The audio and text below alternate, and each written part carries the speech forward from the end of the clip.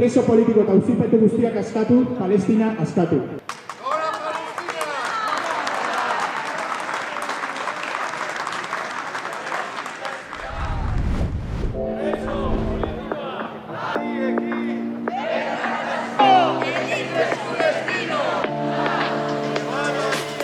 Gaurkoan hemen elkartu gara, duela 73 egun, Palestine Actioneko kide batzuk gose greba bati ekin zioten, eta azkenik lortu dute Elbit sistemek gobernu britainiarrekin zeukan kontratu bat bertan bera uztea, 2.000 milioi eurotan, dolarretan oinarritzen zena, eta hortaz, beraiei elkartasuna adieraztearekin batera, Europako Palestinarekin elkartasun mugimenduaren aurkako kriminalizazio guztia salatu nahi dugu.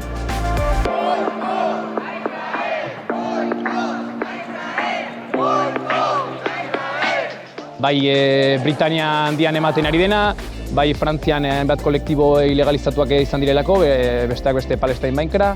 Italian azken astetan ere bai atxiloketak egon dira, eta aste honetan bertan Euskal Herria ez da salbuespen bat, eta bi atxilotu izan ditugu.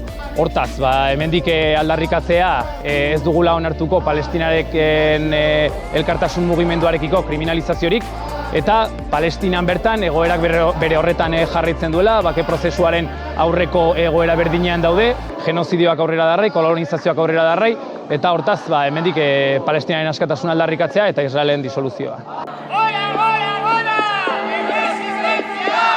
Hola Caracola, si lo que hacemos te mola, apoya nuestro proyecto.